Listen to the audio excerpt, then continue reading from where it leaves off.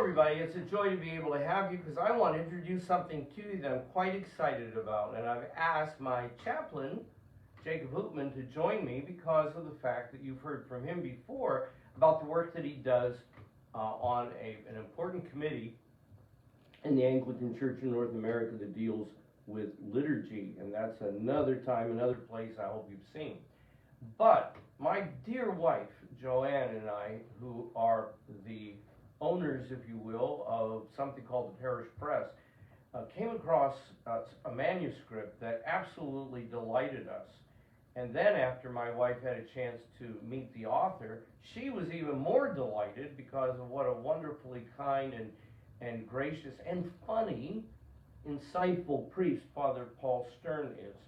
So back and forth, my dear wife and Father Paul worked and worked and worked, and now we're happy to tell you that we can now introduce to you what you've just seen as the title, The Littlest Acolyte Presents the Liturgy Trilogy, or it goes on, wending the way from week to week in worship and wonder with the Walsinghams of Winchester.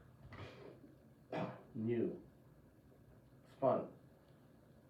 Great illustrations, front and back. Great illustrations inside.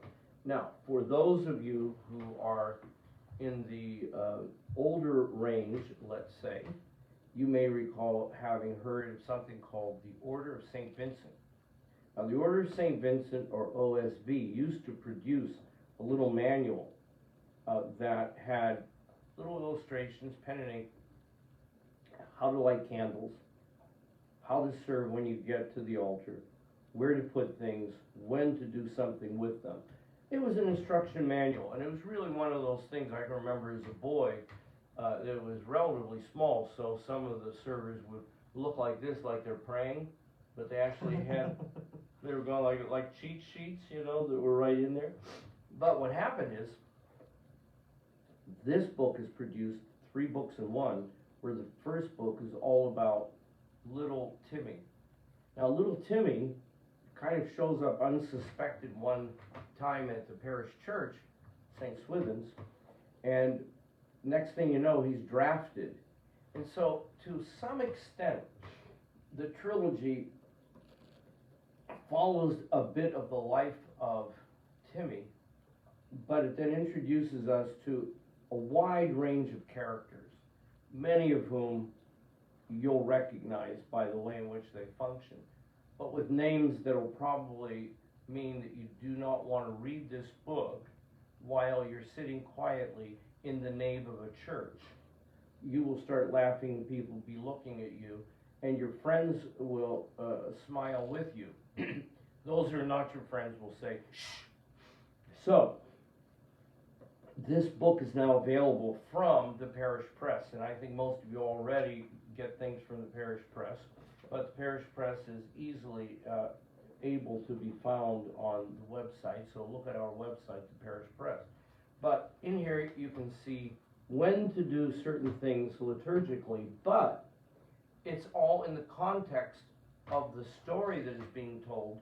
So when you finish a chapter, you say, oh, wasn't that fun with Tim? And oh, by the way, now I know when to light the candles and which ones to light first and what to do when I get to the altar and so on.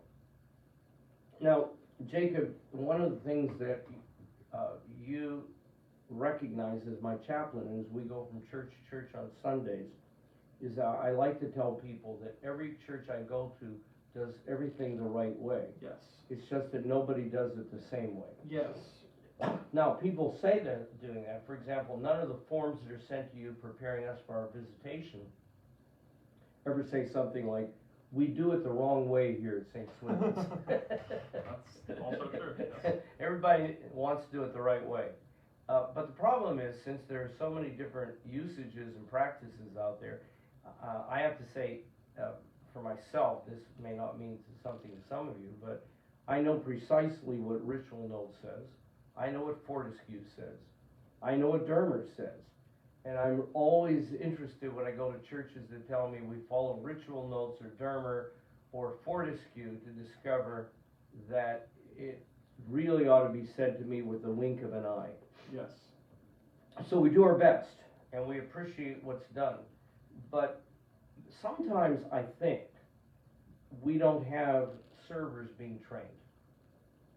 And I think sometimes we don't know what to show them to help train them. So what that might mean is the priest year after year after year does the same kind of training for maybe 2 new servers.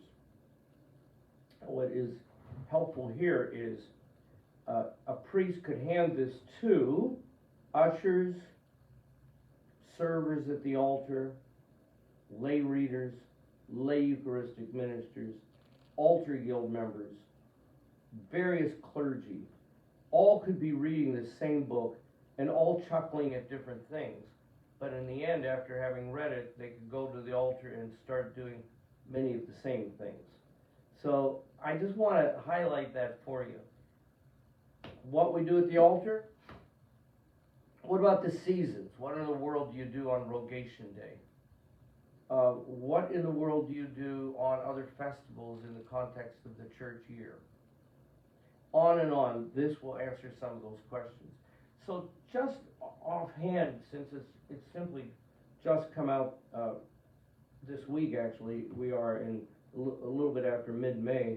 Can you think of places where we go where this could be enjoyed? Absolutely, I can think of plenty of places. I think that one of the common errors that exists in terms of training acolytes is that they train them by rote. First you do this, then you do this, then you do this, and in turn they don't learn the principles.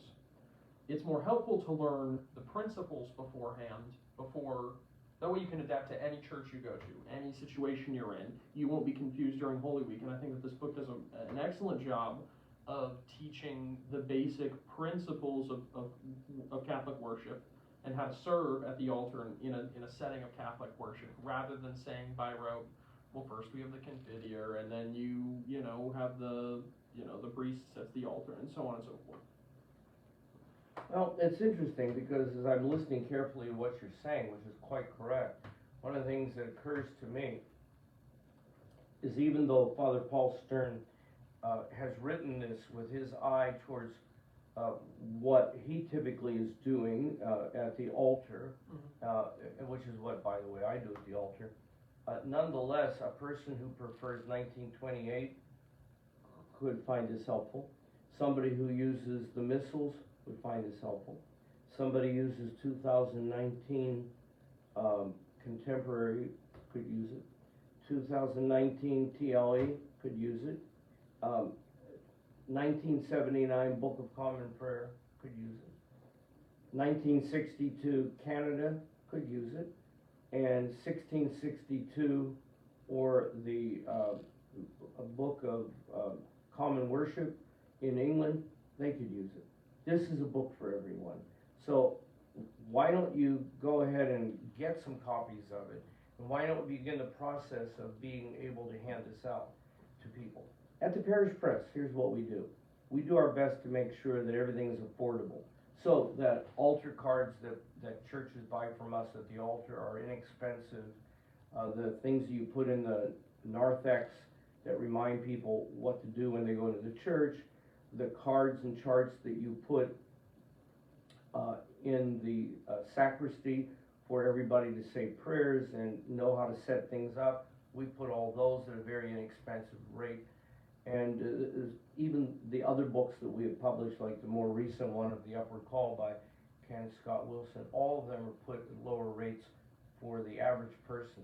This book, 3 books in one, is only $15.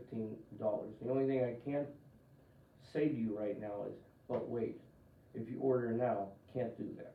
All I can say is, but wait, if you order now, it'll be mailed immediately to you. So take advantage of the fact that it's just come out. Get some copies, read them, and then think about who you'd like to give a copy to. Actually, this would be what I would consider to be one of the fun things that you could give as a birthday gift, confirmation gift, First Holy Communion gift, Christmas gift, to people in your family so that they can discover reading and also the joy of being able to learn something in the process. Thanks so much, Jacob. I really appreciate it. Do me a favor and take this book over there and mail it, because I just saw 3 people wanting it. I want to settle the argument. Thank you so very much. God bless all of you. Check in with www.theparishpress.com.